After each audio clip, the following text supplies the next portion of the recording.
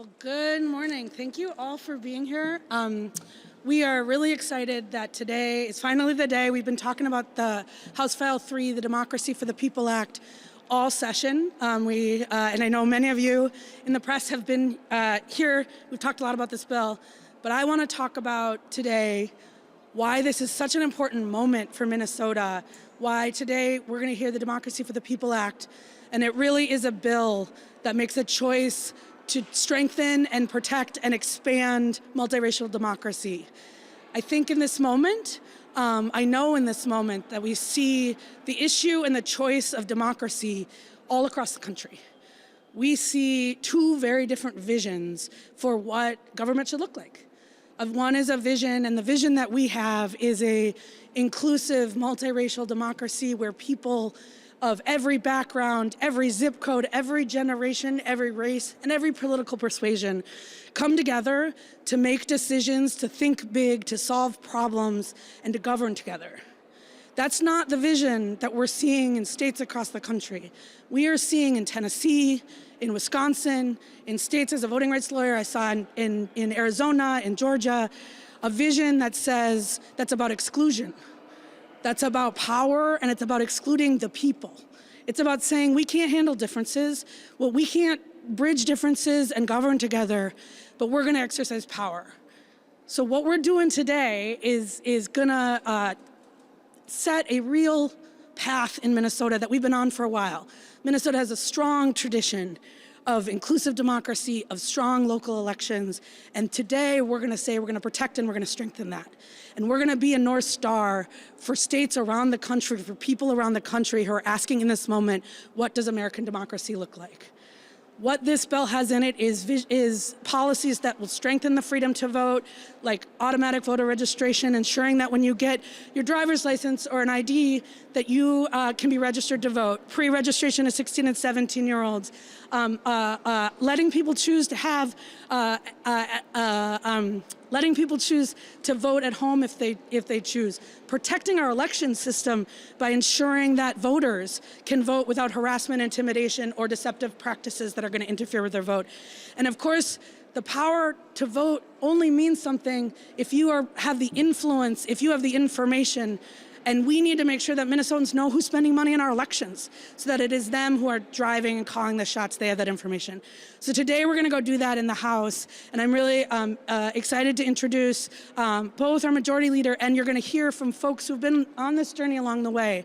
Because we know that this bill, it's called the Democracy for the People Act for a reason, because it is written with and inclusive of the people of Minnesota who've been asking for a while to ensure that their voices are strengthened. So we're going to hear from some folks too. So let me introduce Majority Leader Long. Thank you so much, Representative Greenman. Well, the sun is shining and it's Democracy Day here in the Minnesota House, so we have a lot to be proud of with this bill. And it's House File 3 for a reason, which is that we know that this is important to Minnesotans. Minnesotans value our democracy. They love to vote. They vote in some of the highest numbers in our country. But we can always be better. We can always improve. We can always make this a system that is more accessible for our voters, more accessible for the public. And this bill has so many common sense, important provisions in it. But I want to talk about just one. To highlight some of the really important and common sense provisions. And that is Representative Kraft's provision, which is the pre-registration for 16 and 17-year-olds. So I often, in my district, do at our local high school, voter registration drives where we'll go nonpartisan, talk to students about making sure that they're registering to vote. And we ask all the students to raise your hand if you were 18, and about a quarter of the room does. And those folks can get registered, but everybody else has to wait until the next time. If we actually were able to pre-register 16 and 17-year-olds, and those folks could respond in those moments, sign up to vote, and we know from states that have done this, that means they will vote in higher numbers. So that's one of those really common sense provisions that we have in this bill. On the floor today, you're probably going to hear that this is a partisan bill. That couldn't be further from the truth. When you are talking to members of the public, pre-registration of 16 and 17-year-olds is not partisan. Making sure that folks have the opportunity when they're getting a driver's license to be registered to vote is not partisan. These are things that are popular. Early voting is one of the most popular forms of voting in Minnesota and across the country.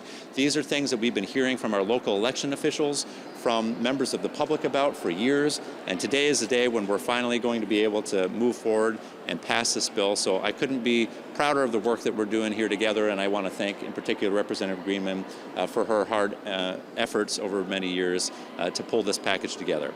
And with that, I'll turn it over to Senator Bolden. Good morning. I'm Senator Liz Bolden. I represent District 25, which is Rochester and areas north. And as the Senate author of this bill, I am so excited to see this passed off the House floor today. It is a good day for democracy.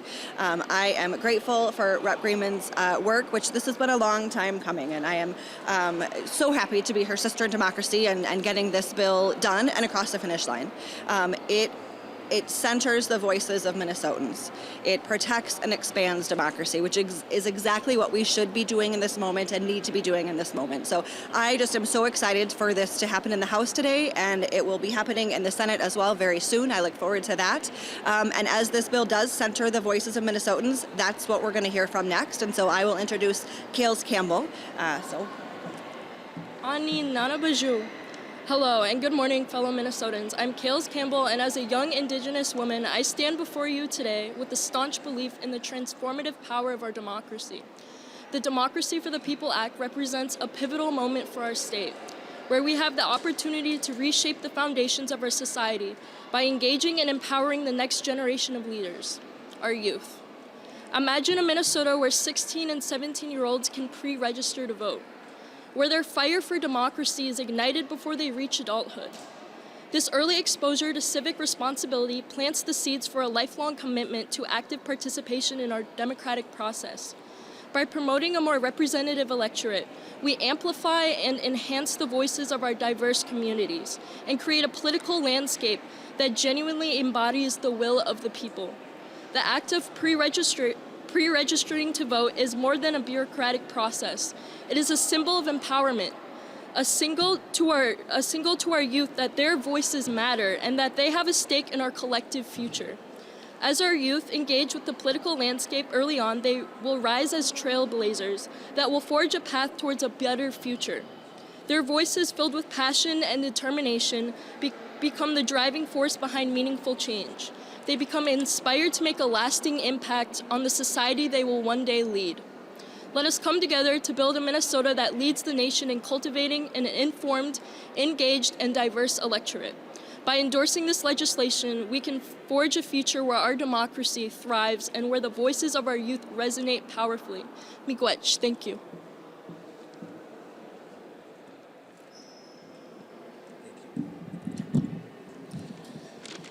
Good morning. My name is Brahim Kone. I am the Secretary Treasurer of SEIU Local 26, a union of 8,000 property service workers across the Twin Cities. Our union believes strongly in having democracy in our workplace, and we believe just as strongly in making sure we have a strong democracy in our electoral system. That's why we are part of the We Choose Us coalition and proud to support the Democracy for the People Act being passed here today. We believe that when people, regular people, have a say, we make better decisions that help all of us. When a small handful of people at the top are making decisions for only a small fraction of our community, whether it's our workplace or in our political system, we end up with broken and unfair systems. Our vision of democracy includes everyone. It shouldn't matter what you look, what part of the state you live in, or how much money you have in your pocket. If you are eligible to vote, you should be part of the process. Your voice matters. This bill continues our long march toward making that a reality. Our members come to Minnesota from around the world. And we know that democracy is not always a given. It's something we need to fight for and all the time. Now we need to strengthen that. Our members at Local 26 are majority people of color, Black, brown, immigrant. We are proud of our diversity. We are excited this bill includes provisions to ensure people could have support in the language they are proud of and comfortable in. We are excited that this bill removes roadblocks to voting and work to make a smooth process for eligible voters to get brought in our democratic system. We are glad this bill addresses corporate money in politics. This is important work. Will ensure Minnesota remains the best state in the country for democracy and election. We look forward for the House passing this bill today, and we hope for it will pass soon the Senate and get to Governor Tim Walz's desk. Thank you. I think with that, we will open it up for questions. You were looking at me.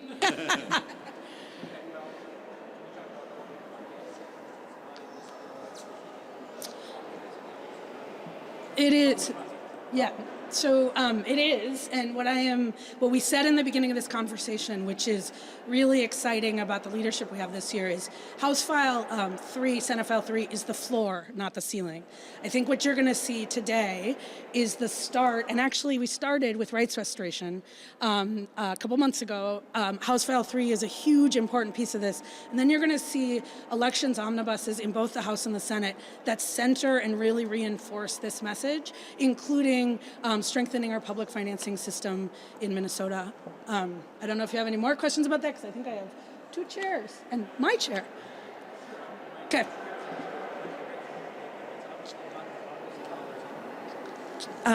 You can ask our leadership about our target. I can turn it over to Chair Feinberg. Sure. I'll just talk about it briefly, since we are here to talk primarily about House File 3, and the public financing pieces are in the House Elections Omnibus Bill, and Chair Carlson can discuss what's in the Senate bill. But certainly public financing is a critical part of our democracy agenda. I mean, public financing is a surefire way to reduce the influence of special interest money in our elections. So, we had a few different proposals floated. There was the Democracy Dollars approach. We discussed a match program in the House Elections Committee. What we ended up doing, partly because of our target, is just reinforcing the existing public subsidy program, because there are fewer and fewer candidates actually following our public financing limits that are in place, enabling them to use that. So we're hoping to encourage more candidates to abide by the public financing limits by increasing the amount of the public subsidy program.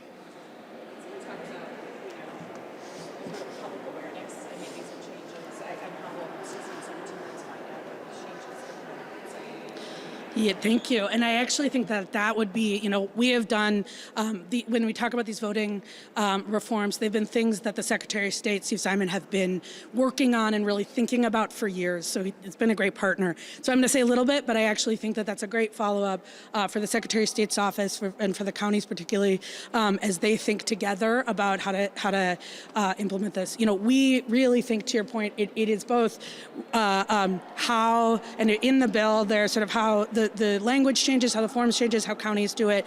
But we also know that a big piece of this are the folks behind us who are, and that's a big piece of our democracy, is always the organizations, the unions, the nonpartisan organizations like League of Women Voters, churches and synagogues, who are all out there engaging folks. And a big piece of this work, ensuring that 16 and 17-year-olds know, is going to be high school students who are out there who've been telling us they want this, to bringing that into their high schools. Because we know, we can do public awareness, and the Secretary of State is really good in thinking about that. But the most powerful way to do this, when we talk about the Restore the Vote Coalition, they have already created an organizing plan about how they're going to go out and reach those 55,000 people. And so I think the strongest way we're going to do this is the same way we built and are crafting this policy, which is ensuring that people and communities are talking to each other and really encouraging folks to get involved in the process. What do you think is the most consequential change when you're talking about expanding access to democracy? I think it is really important that we're doing this together. I think any one change is important, but we can talk a little bit about, we've talked about pre-registration of 16 and 17-year-olds. We can talk about how we're going to increase voter registration, which is a critical way to increase voter turnout. But if we do any of those in isolation, we're not really doing what I think Minnesotans are asking, which is putting them at the center. Voting is just an administrative act if it doesn't represent power and influence. And the way that we ensure that it represents power and influence is people have access to the ballot, but they also know that when we're running elections, we are listening to them. They know who is spending money in our elections and who's trying to influence their vote. And so I think it's really important that we are actually talking about these things together, because I think that's how voters experience democracy, is not just sort of how do I get registered, or am I able to vote in the language of my choice, or am I able to have materials in the language of my choice? What they think about is this a place is this a state that centers my voice, and where the folks in that chamber and our powers of our halls of government across the state are listening. And so I think it's really important actually that we're doing this together in a comprehensive way. Are the poll worker protections in this proposal? I'm seeing the voter intimidation prevention, but does that include poll workers? No, so the election worker protection is both a standalone bill and it's in our omnibus bill. It includes sort of a broader set of things that involve election administration. So we thought it was this bill is really focused on the set of things, and the voter intimidation piece is really focused on protecting voters and volunteers. But the goal is to have both of those provisions in law by the end of session. Dollars, did that make it? Is it in this bill? No, unfortunately. And I know we are really excited about the idea. I think, as Chair Freiberg said, public financing is such an important piece, because what it does is one of our main tools of ensuring that candidates are out there running with the support of people in their communities. They're running with the support of folks who can maybe give $5 or $10 or $15, but not $500 or $1,000. So democracy dollars, like Chair Freiberg said, we talked about a small dollar match program. Those are all still very important ideas that we are working on. We need to work on the revenue side, because they only work if we have the resources. But right now what we're doing is strengthening our current system, and I think we're going to continue the conversation about the other ways that we can really transform our public financing system to be small dollar focused. For the democracy dollars, that's more of a policy change. It wasn't necessarily a revenue problem. Why not make that change?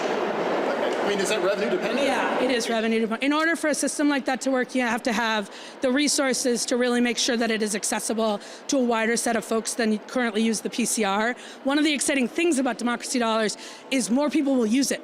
And if more people use it, we will have more public financing, which is the point, but it'll also require more resources.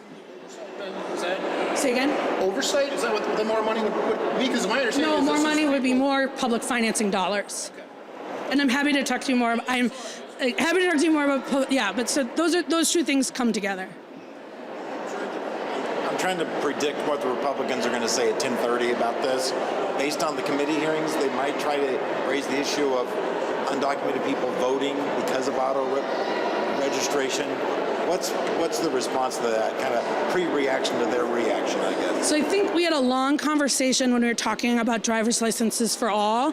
They really wanted to make that about voting, which the bill wasn't, right? That was about ensuring that folks could safely and securely drive. What we know about this bill is this is about ensuring that eligible voters can vote.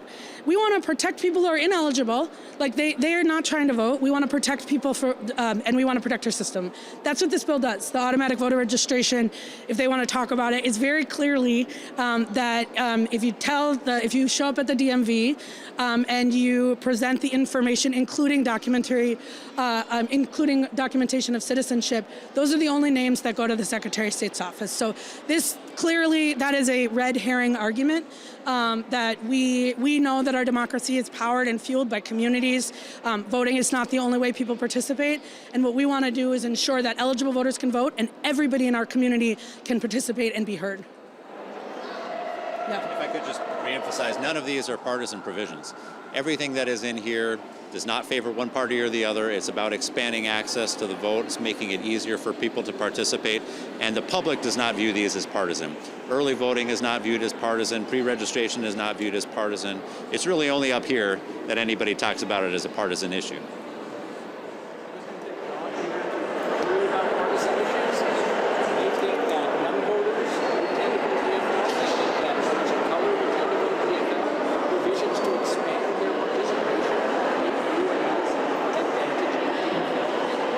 And I think that that's the problem with how they're thinking about it. We shouldn't be thinking about us. We should be thinking about the voters of Minnesota. And that's ultimately what we're doing. These are provisions that are going to help people who are independents and Republicans and Democrats and frankly folks with no party at all be able to vote if they choose to vote at home, be able to register or pre-register to vote. What we really need to be thinking about is how can we make changes that help and expand access and the voices of folks across the state. And it's unfortunate that our colleagues across the aisle really want to make this about us and about them in the chamber, but we know that this is about Minnesotans and what will strengthen their votes. And to what Majority Leader Long said, we also know these provisions have been passed in red states, blue states, and purple states because they're just good policy. But at the end of the day, this bill, the Democracy of the People Act, is about centering the voices and the interests of Minnesotans. And that is why I think that the conversation about sort of partisanship and all that stuff is just frankly a reason for them to not talk about why they oppose the things in the bill. If they're doing a press conference, I would ask them, why are they against 16 and 17-year-olds being able to get on a list so that they're registered when they turn 18? Representative Erdahl supported that in the past. Why, so I would say that's what this is really about, is the provisions and how they impact Minnesotans. Senate counterparts, do you have a timeline of when this might move forward? I think the question is about a timeline in the Senate. It has not yet been scheduled. I don't have a date for you, but again, it's Senate File 3. It's a priority for our caucus, and we're going to get it done. I don't have a date yet, though. And it's primed for a floor. Yes, we have made it through all of our committees. We've been through Finance Committee. Our next step will be the Senate floor.